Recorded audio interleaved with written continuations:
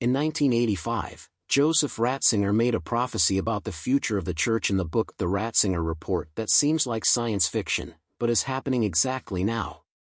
He said that the Church of the future would be smaller in number. That it would lose many social privileges. That it would be persecuted in many places. But that, precisely for this reason, it would be more authentic and spiritually powerful. Look at the details of the prophecy. From a simplified and more spiritual church, great political influences will not come. It will be much smaller and will practically have to start over again. He continued, it will be a more spiritual church, which does not claim a political mandate, flirting now with the left, now with the right. It will be poor and will become the church of the poor. And he concluded, then, men will discover that we live in a completely new world and that the old and glorious history of the church has come to an end. The analysis of its fulfillment? Today we see the numerical decline of the Church in Europe. The loss of the Vatican's political influence. The growth of persecution of Christians around the world. But the most impressive part is that he predicted a spiritual renewal. Ratzinger predicted that from the crisis will emerge a church that will have lost much, but that it will be rich in its interior, full of strength, and this is happening in the most fervent Catholic communities globally. But perhaps the most touching revelation is about his experience in the Second World War. From 1943 to 1945, Ratzinger was forced to serve as a Nazi soldier. And this completely changed his view on authority and freedom. The young Joseph was recruited at age 16 for Munich's anti-aircraft defense. Then he was sent to the Hitler Youth, against his will. In 1945, he was taken prisoner by the Americans. What few people know is that he deserted from the Nazi army before the end of the war, risking his own life. He walked home in his uniform, knowing he could be executed as a deserter. This explains why he always defended individual conscience against the tyranny of the masses. In Milestones, Memoirs 1927 to 1977, he wrote, "It became clear to me that the crowd can be wrong and that we must have the courage to stand against it when our conscience tells us that something is wrong." This experience shaped his theology of freedom in a way that few understand. This is why when he confronted the dictatorship of relativism, it was not out of authoritarianism, but because he had seen how ideologies destroy human dignity when they eliminate objective truth. And now, the story I promised at the beginning. The real reason for the resignation that he himself revealed in his writings. Everyone thinks that Benedict XVI resigned due to age or scandals in the Vatican. But an analysis of his works after the resignation suggests something very different. In letters published after 2013, he revealed that he had been planning his resignation since 2010. The reason was not weakness, but a deep theological decision about the role of the papacy. What really happened was a practical application of his ecclesiology. Ratzinger always taught that the Church must strip itself of temporal power to gain spiritual strength.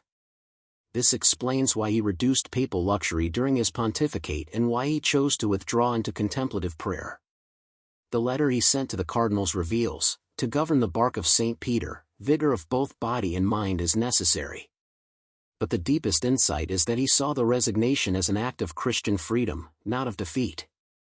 His decision to continue living in the Vatican as Pope Emeritus created a unique theological precedent. It showed that the papacy is a service, not a lifelong title, and that papal authority comes from God, not from remaining in office. So, after all this, one thing becomes clear: Joseph Ratzinger was not an inflexible conservative.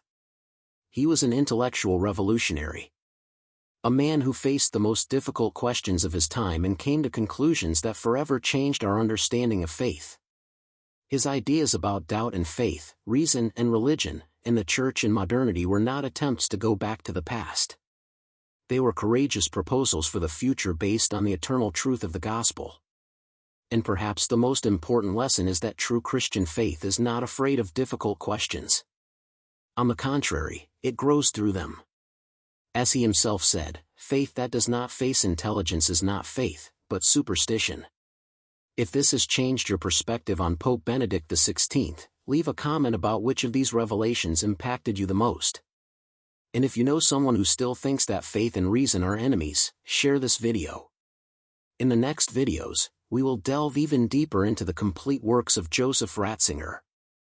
Until then, continue seeking the truth with courage, as he taught us. Pope Benedict XVI wrote a sentence that forever destroyed the idea you have about faith.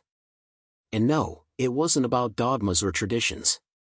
It was a shocking revelation he made in Introduction to Christianity, in 1968, that literally shatters everything you think about doubt and certainty in Christian faith. If you're Catholic and have never read this, you're missing the essence of what it means to believe. If you're not Catholic, prepare to discover why this man is considered the greatest theologian of the 21st century. Because in the next few minutes, 4 secrets of Joseph Ratzinger that even practicing Catholics don't fully know will be revealed. And there's a revelation about his resignation at the end of this video that will drop your jaw about the real reason. So stay until the end. During 5 years of exclusive study of Pope Benedict XVI writings, analyzing over 3,000 pages of his texts, from Introduction to Christianity in 1968 to his last letters as Pope Emeritus, one thing becomes clear: 95% of people, including practicing Catholics, have no idea of this man's revolutionary genius. In the next few minutes you will discover the 4 most shocking truths that Benedict XVI revealed about why doubt is essential to Christian faith. What he really said about other religions that caused a worldwide scandal. The prophecy he made in 1985 about the future of the Church that is coming true now. The real reason for his resignation that he revealed in his own writings. The issue of faith and reason that most people don't understand is that they are enemies in the modern mind. And Pope Benedict XVI not only defended both, he completely revolutionized the way we see this relationship in his masterpiece Introduction to Christianity. The difference between superficial Christianity and Benedict XVI Christianity is intellectual courage. While many flee from difficult questions, Benedict XVI delved into the deepest questions of existence because he understood that faith without reason is fanaticism, but reason without faith is empty. Let's get straight to what matters. In 1968, in the book Introduction to Christianity, Benedict XVI dropped a theological bomb that few understood at the time. He said that both the one who believes and the one who does not believe participate, each in their own way, in doubt and faith. And he proved this in a brilliant way. First, he showed that a person with true faith always lives with doubt. But wait, isn't that a contradiction? On the contrary. Ratzinger explained that faith that has never been questioned is dead faith. So doubt is not the enemy of faith, but its necessary companion. Second, he observed that even the most convinced atheist has moments of doubt about their own disbelief. The believer doubts if their faith is real or an illusion. The atheist doubts if their disbelief isn't missing something essential. The agnostic doubts if it's really possible not to know. The indifferent person doubts if their indifference isn't a form of escape. But here's the brilliant part: Ratzinger did not condemn doubt. He said that doubt is not the contradiction of faith, but an element of it. Because whoever has never doubted has never truly chosen to believe. He asked, how can someone believe without having faced the possibility of not believing? And then he went further. He said the problem is not having doubts, but having absolute certainties without question. This is fanaticism, not faith. And it is fanaticism that contradicts itself, because it eliminates the freedom God gave man to choose. In 2005, as Pope, he was even more direct. He said that the modern world was suffering from a dictatorship of relativism. Not because it questioned truths, but because he saw that when you eliminate the possibility of objective truth, what is left is not freedom, but the tyranny of the strongest opinions. But that was just the beginning. What Benedict XVI discovered about other religions is even more disturbing.